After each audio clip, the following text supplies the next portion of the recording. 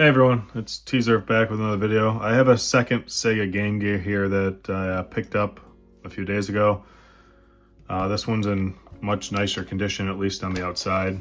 I mean, that doesn't necessarily mean the inside's working. It doesn't power on. The power LED light just blinks red for about 1 or 2 seconds and then shuts off.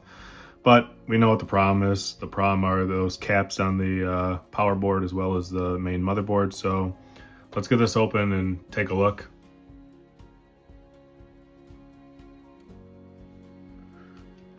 All right, so the inside of this actually looks really good. It's in way better shape and condition than the last one I worked on. This board is a VA4 board, so I'm gonna make a video, which I wasn't sure if I was going to post this, but now I know I'm going to post it. I'm going to show how to replace these caps on the board. So what I'm going to put up on screen right now is the diagram that I made that shows which capacitors need to be removed and what they need to be replaced with. I will also put a link in the description that gives further details on which capacitors you need to buy. Now the capacitors that I'm going to use to replace these are ceramic capacitors, and that's what the guide in the link in the description is going to focus on. But I'm giving you the ratings of the capacitors, so you could buy electrolytic capacitors to replace these like some people do. So let me get this board out off camera and then we'll get this started.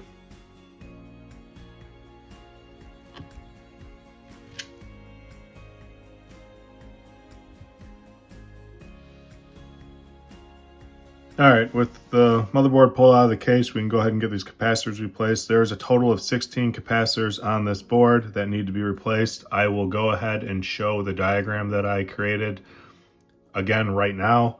You can pause the video if you're doing this type of repair and follow that. It shows you every single one on here that you have to replace. Now, before we get started, as a reminder, Sega in their infinite wisdom decided to epoxy these capacitors to the board as well as solder them with their leads. So some of these do become a little more difficult to remove depending on how well the epoxy is still holding. Luckily, I haven't run into any of that gave me too much trouble.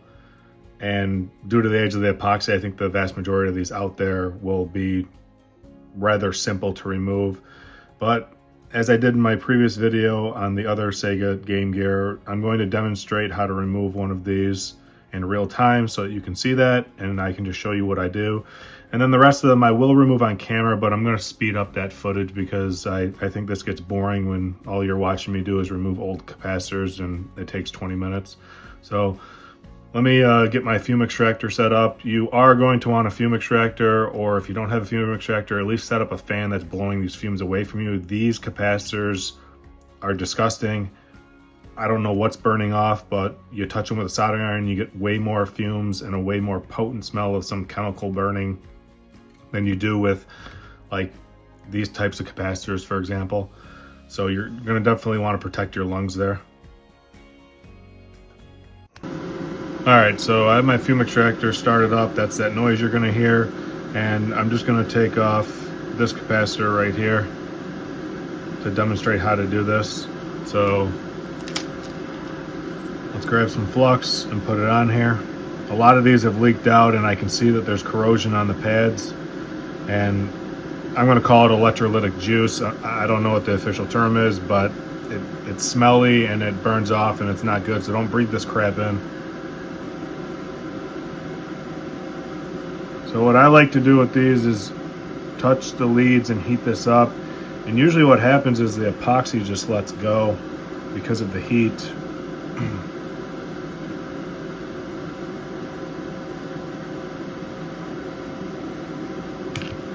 Oh, you know what? One sec, let me grab my pliers. This epoxy seems a heck of a lot stronger than the last one. All right, so I'm just using these pliers, and what we're gonna do is heat this back up. And we're just gonna give this some, okay. It didn't need much at all. It looks like it already moved. All right, so the epoxy gave way, but we do need some more flux to clean up that gunk to get this to release. So let's put some more flux on the board.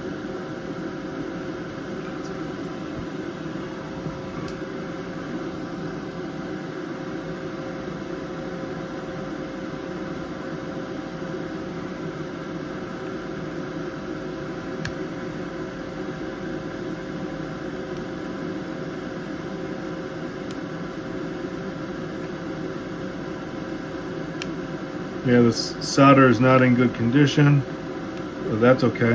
All right, so there you go. That's one capacitor removed. It doesn't take a whole lot, but you can see these pads are filthy dirty. Let's see if we can zoom in. I think we can, yeah, there we go. You can see these pads are filthy dirty, and that's from the leaking from these old capacitors, which were actually defective from the factory, but Sega didn't seem to care. So let's go ahead and remove the rest of them. I am going to leave this in the video, but I'm just going to time lapse this, and you guys can watch me do this.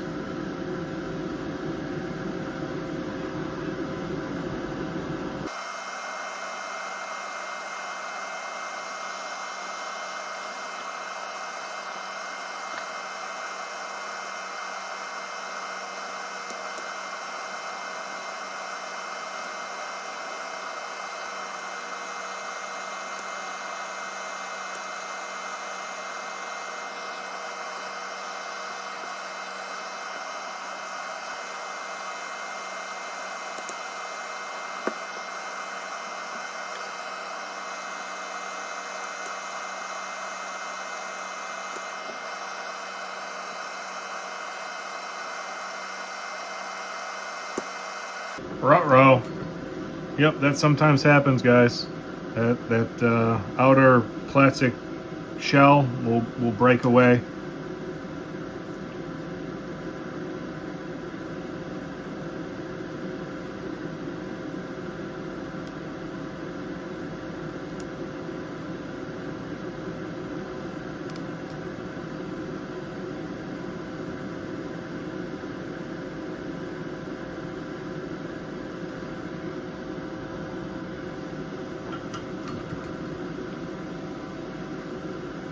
Now when that happens, I try to just break this from the board, and as you can see, like so, it just came off really easy.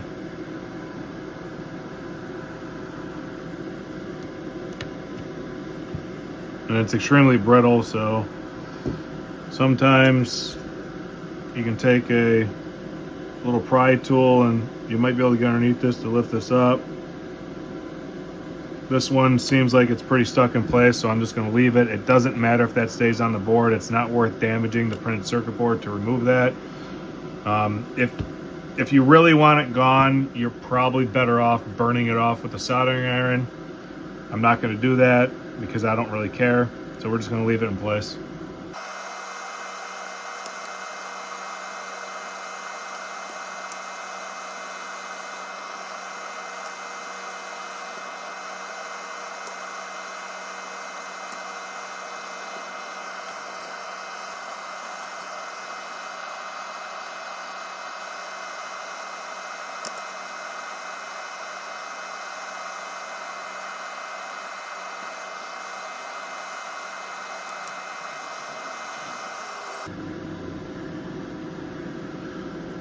All right, guys, when you get to this one right here, you want to be careful. You don't want to melt this connector.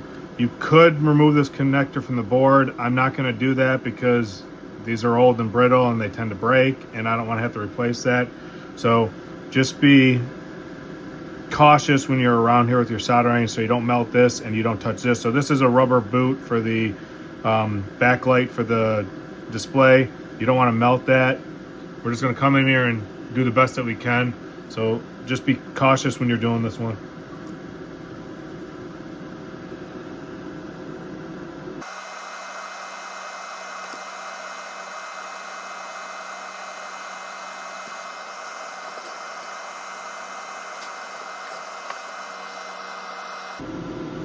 And like so. All right, so let me turn off my fume extractor just for a moment here. All right, so all of those caps need to be removed. There is a total of 11 of them.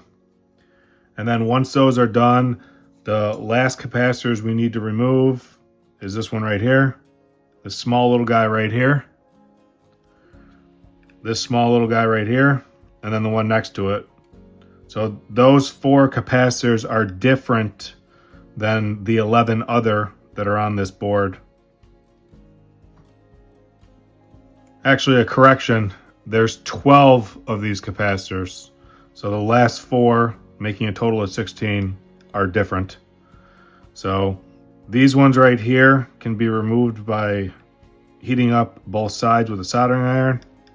And then this last one right here, we got to go to the other side of the board and heat up the leads and pull it through.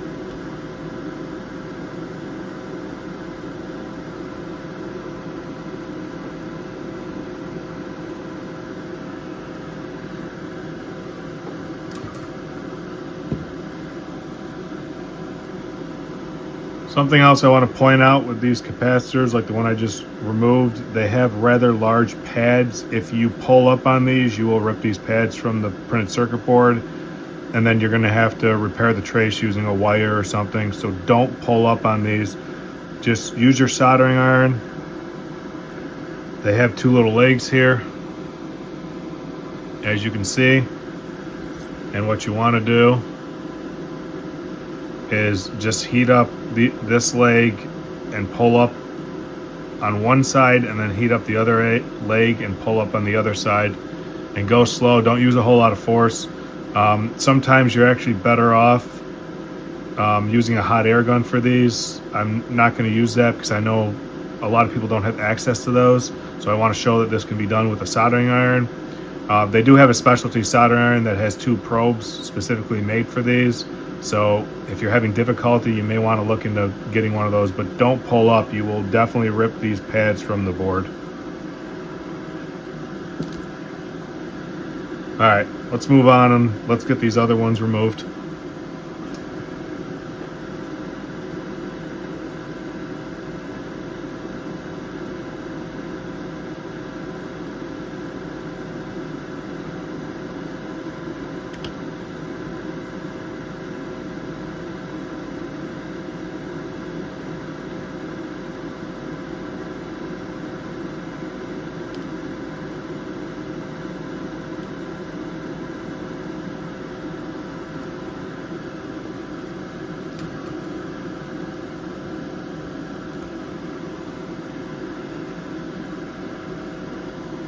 All right, when it comes to the capacitor over here, I'm going to remove this tall guy first because he's actually in the way, and I'm right-handed. So in order to do that, we need to heat up these 2 lines right here. Now, I'm just going to grab some solder wick, and I'm just going to wick all the solder away, and I'll replace it when I replace the capacitor. All right, something else I reckon. Oh, I didn't realize I had the membrane for a button stuck. Something else I recommend doing is put something over the screen to protect it if you plan on reusing that. It is plastic. It will melt if something spits and gets on it. You want to protect that. So these are the 2 leads right here. We're just going to grab some solder wick and wick this solder away.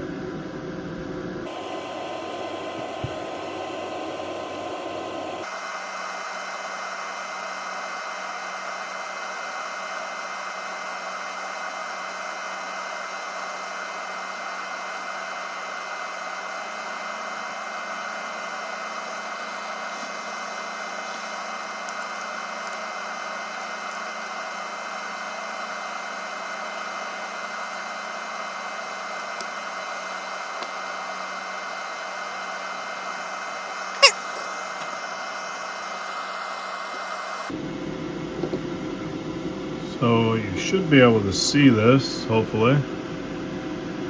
The solder's been sucked out of those holes. You can see they're open, so we should be able to pull this out. You can also use a solder sucker if you prefer. You don't have to use solder wick. I'm just used to using it, so that's what I choose.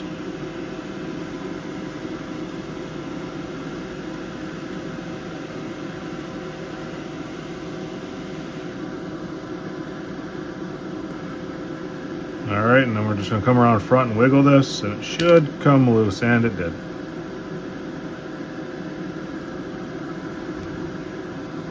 Alright, let's get this last capacitor off.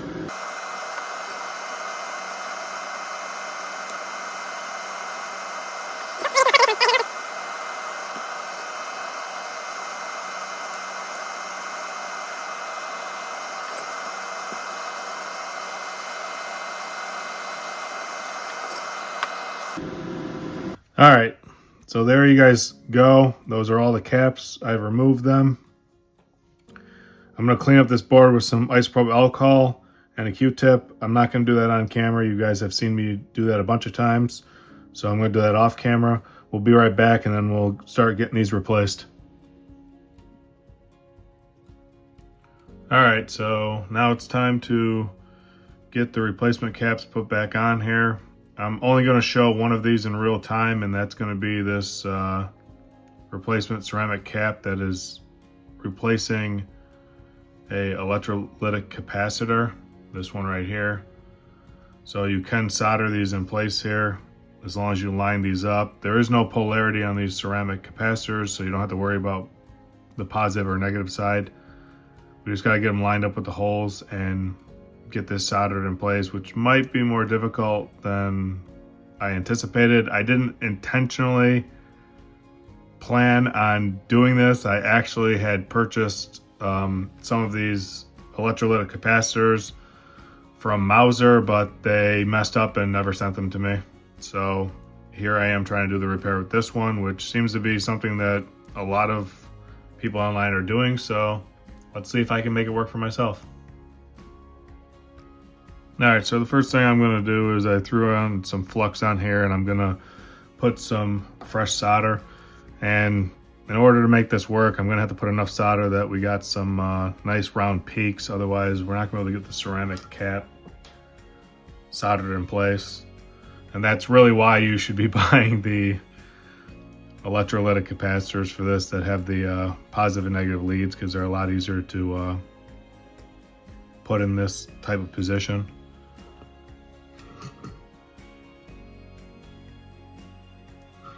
All right, we got zoomed in there so you can actually see what I'm doing.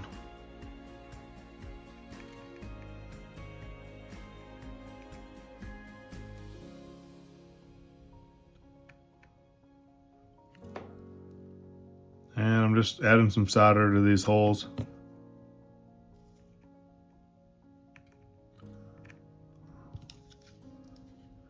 And we're going to build it up a little bit.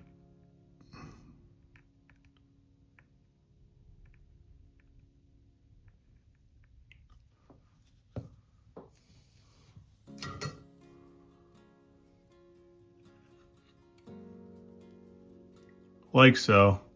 That's really what you want to do. Well, let's see here. Can we get a little closer? I think we can. So we got some nice round peaks. And then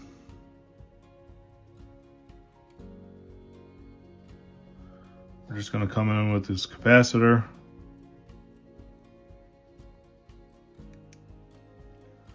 And it's going to have to go over the top. Actually, what I'm probably going to do is put it off to one side so that I can verify that this is actually making a connection. And I would prefer not to do this, and I probably won't leave this way, but for the sake of this video and not having to wait another 2 weeks to get these parts, I'm going to attempt to do this and see if it works. This isn't something that I would normally do, but I guess there's always time to learn something new.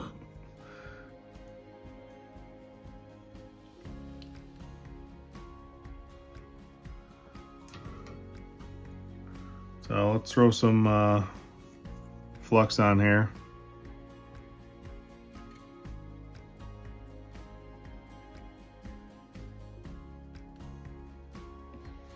and see if we can get this one side to stick.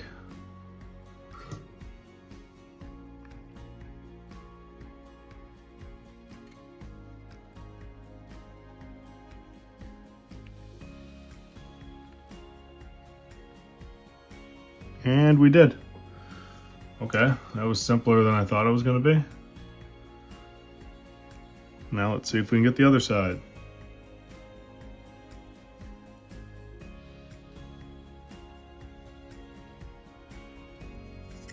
Again, throw some flux on there. Put a little solder on your soldering iron tip.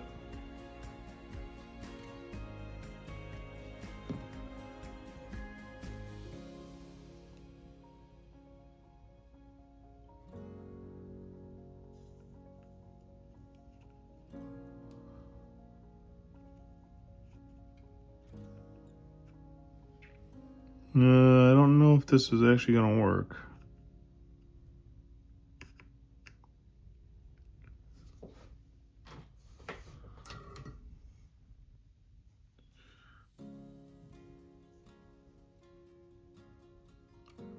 All right.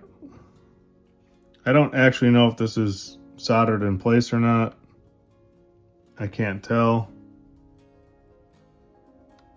It might be. So, as a test, let's grab a multimeter and see if we can get a reading on this.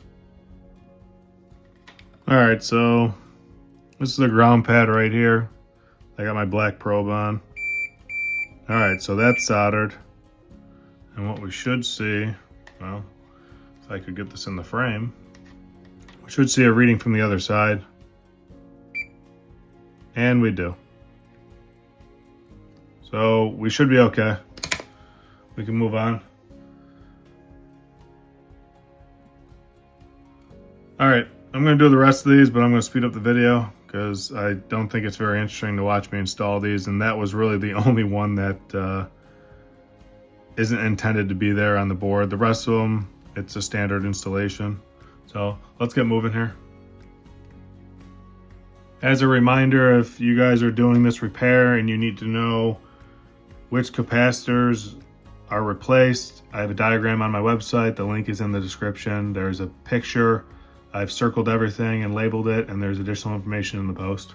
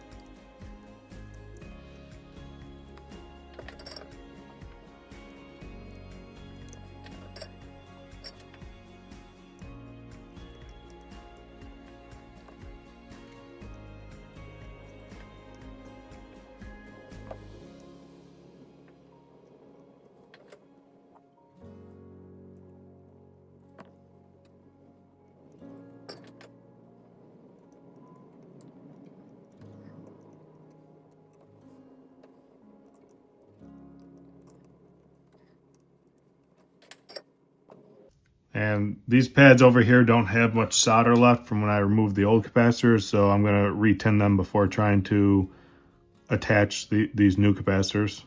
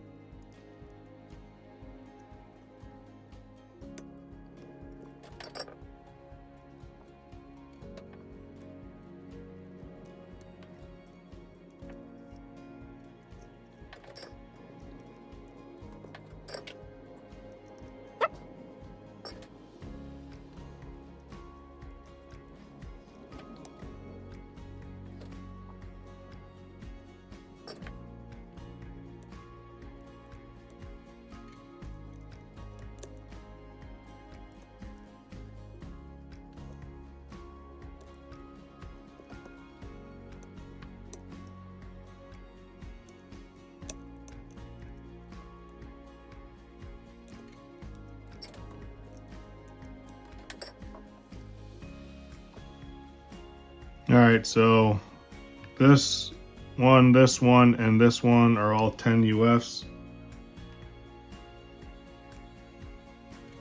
We're gonna tin these pads a little bit. There's not enough solder on them.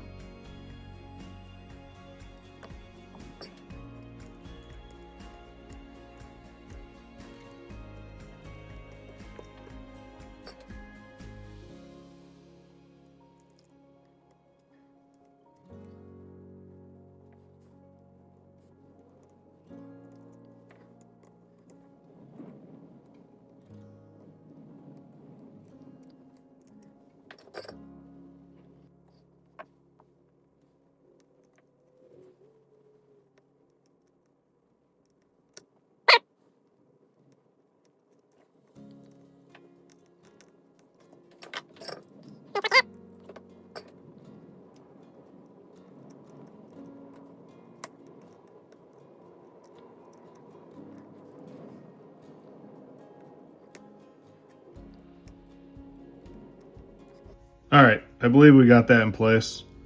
I'm gonna do some cleanup on the board so that I can inspect all the joints and test them. You know what? For this video, I'm not gonna test them. We're just gonna put this thing back together and test it that way because I don't think everybody out there has a multimeter and knows how to use it. So let's just do that for once. So let me get all these points cleaned up with some IPA and a Q-tip, and I'll be right back.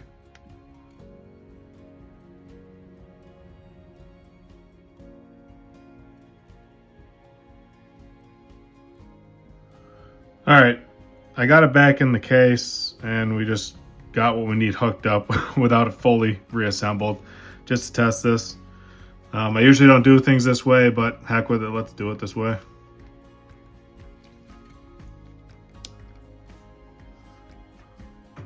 All right, so I think I saw the backlight turn on. Maybe?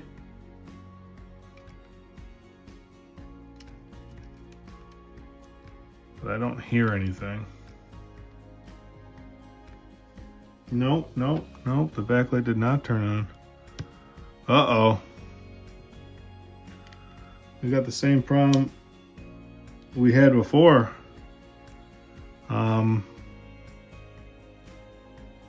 Turns on and turns off. So if I was a betting man, I'd say it's probably this capacitor right here that's the problem.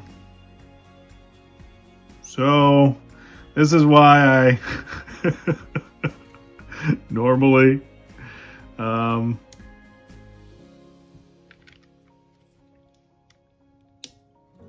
yeah, okay, turns right off. All right, so this is why I always test stuff with a multimeter after soldering, and this is why you should too, because your eyes can fool you. The multimeter validates that things are working. So now I'm going to go back and I'm going to do just that.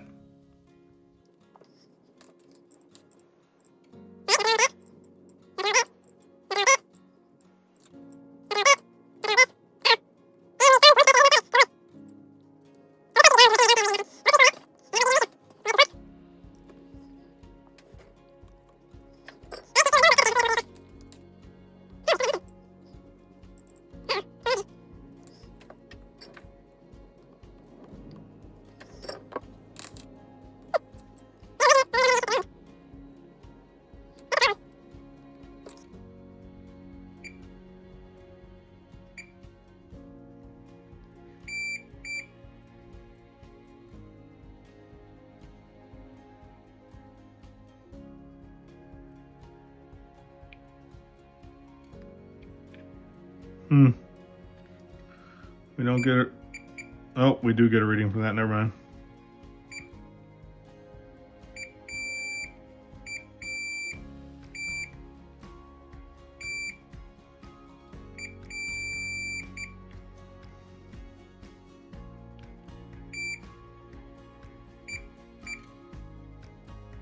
Nothing wrong there. Let's move over to this side of the board.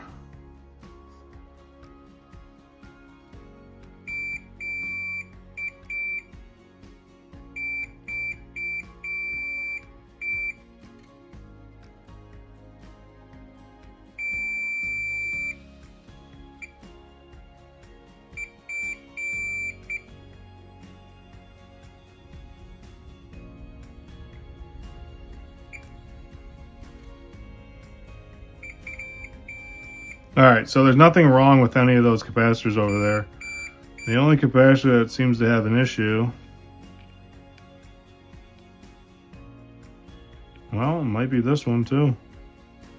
Might have a couple of these.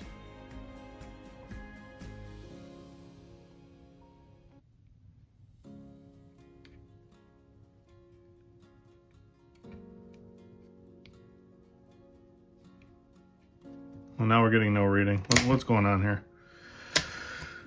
Sega Game Gear, work with me, bro. I don't understand how this capacitor. Maybe this capacitor is just bad. I might just replace this.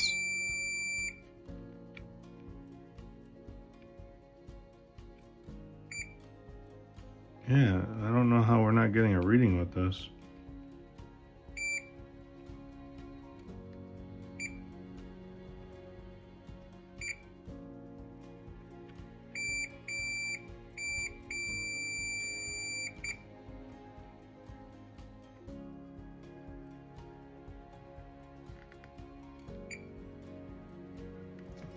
It's interesting.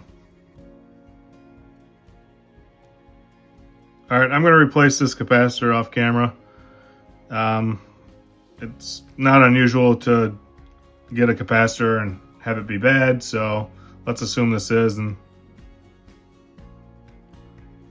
all right, guys, I'm back on another day. I ended up reordering actually, the correct capacitor for this. I double checked everything on the board. All these caps are connected. It works out. There's no broken traces. So the only thing I can assume is that using a ceramic cap in place of a radial electrolyte capacitor isn't going to work on this board. So I went ahead and I reordered the cap that I originally wanted, and I'm going to put that in today. I'm not going to do that on camera because this video is already getting long enough. Let's just get it installed and see if that fixes the problem. All right, I got that capacitor replaced. I got this plugged back in. Let's see if we can get some life out of this thing. Okay, so the backlight seems to be staying on this time. Oh, I don't know if you guys could hear that. Yeah, it's definitely on. I can hear Sonic.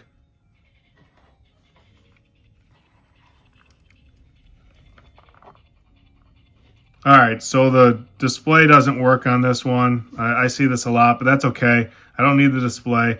We just want to know that the board's working. So that concludes the repair on this video. I'm not going to go into the details on how to fix the display because I'm actually going to use this one with a brand new display that's more modern. So that display is going to get removed anyways.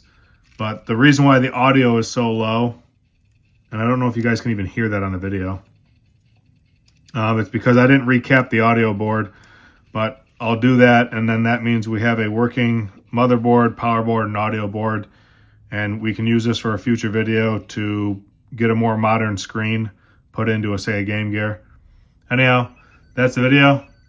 Thanks for watching, and I'll catch you guys in another one.